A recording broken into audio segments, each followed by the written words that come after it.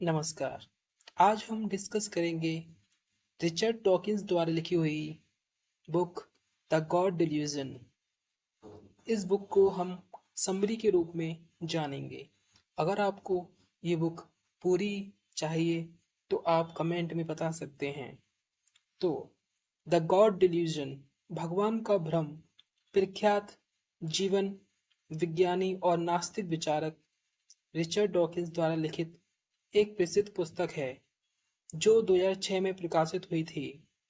इस पुस्तक का मुख्य उद्देश्य ईश्वर की धारणा पर प्रश्न उठाना है और तर्कसंगत सोच व वैज्ञानिक दृष्टिकोण को बढ़ावा देना है।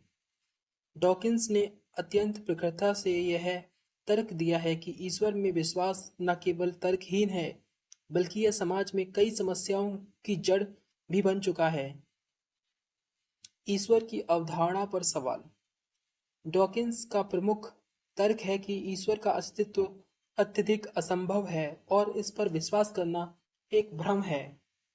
वे मानते हैं कि जो कुछ भी हम ब्रह्मांड में देखते हैं वह प्राकृतिक चयन और भौतिक प्रक्रियाओं के द्वारा विकसित हुआ है, न कि किसी सर्वशक्तिमान शक्ति द्वारा निर्मित। उन्होंने ईश्वर के अस्तित्व को साबित करने वाले पारंपरिक तर्कों जैसे कि प्रथमता तर्क, कॉस्मोलॉजिकल आर्गुमेंट, उद्देश्य तर्क, टेलियोलॉजिकल आर्गुमेंट और नैतिक तर्क का गहराई से विश्लेषण किया और उन्हें खारिज कर दिया। आस्था और तर्क। डॉकिंस के अनुसार आस्था बिना प्रमाण के विश्वास करने को कहा जाता है, जो वैज्ञानिक पद्धति के बिल्कुल विपरीत है। विज्ञान संदेह, परीक्षण और प्रमाण पर आधारित है, जबकि धर्म अंधविश्वास और बिना सवाल किए स्वीकार कर लेने की प्रवृत्ति को बढ़ावा देता है।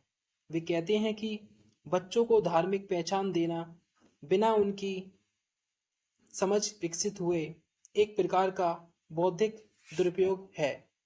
उनके अनुसार बच्चों को स्वतंत्र रूप से सोचना और अपने स्वयं के निष्कर्ष पर पहुंचने का अवसर मिलना चाहिए। धर्म का सामाजिक प्रभाव। पुस्तक में डॉकिंस ने बताया है कि किस प्रकार धर्म ने इतिहास में हिंसा, युद्ध और भेदभाव को बढ़ावा दिया है। धार्मिक कट्टरता ने न केवल व्यक्तिगत स्वतंत्रता का हनन किया है, बल्कि समाज में असहिष्णुता को भी जन्म दिया है। उन्होंने इस्लामिक आतंकवाद, ईसाई कट्टरता और अन्य धार्मिक संघर्षों के उदाहरण देकर यह दिखाया है कि कैसे धार्मिक विश्वासों ने मानवता के खिलाफ अपराधों को उचित ठहराने का काम किया है। ईश्वर की उत्पत्ति की समस्या। डॉकिंस ईश्वर की उत्पत्ति को लेकर एक विशेष प्रश्न उठाते हैं। यदि जटिलता के लिए एक रचनाकार की आवश्यकता है, तो फिर स्वयं उस रचनाकार को किसने बनाया?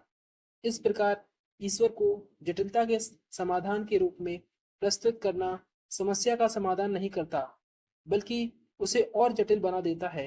वे तर्क करते हैं कि प्राकृतिक चयन, जो कि एक बिना उद्देश्य वाली प्रक्रिया है, जटिलता की व्याख्या करने में कहीं अधिक सफल सिद्ध होती है। नास्तिक का पक्ष।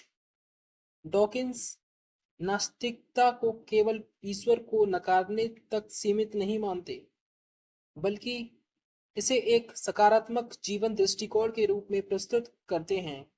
उनका मानना है कि में विश्वास नहीं करते जब ईश्वर में विश्वास नहीं करते, तब हम इस एकमात्र जीवन को अधिक महत्व देते हैं और उसे पूरी तरह से जीने का प्रयास करते हैं।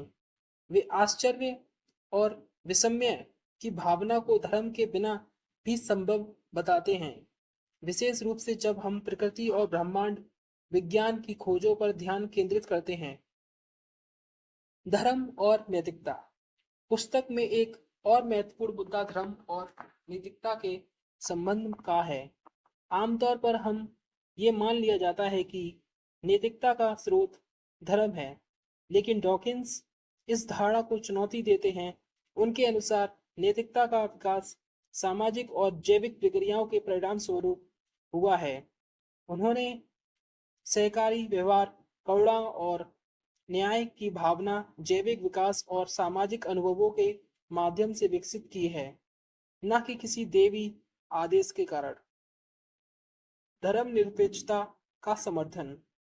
डॉकिंस धार्मिक संस्थाओं और धार्मिक विशेष अधिकारों के विरुद्ध धर्म निरपेक्षता का समर्थन करते हैं। वे मानते हैं कि सरकारों और शैक्षणिक संस्थाओं को धर्म से स्वतंत्र होना चाहिए ताकि सभी नागरिक को समान अधिकार और अवसर प्राप्त हो सके। वे ये भी कहते हैं कि विज्ञान और तर्क को बढ़ावा देने के लिए धर्मनिरपेक्ष शिक्षा अनिवार्य है। द गॉड डिल्यूजन ने विश्व भर में गहन बहस का जन्म दिया। कई धार्मिक व्यक्तियों और संस्थाओं ने डॉकिंस की आलोचना की। उन्होंने उन्हें घमंडी और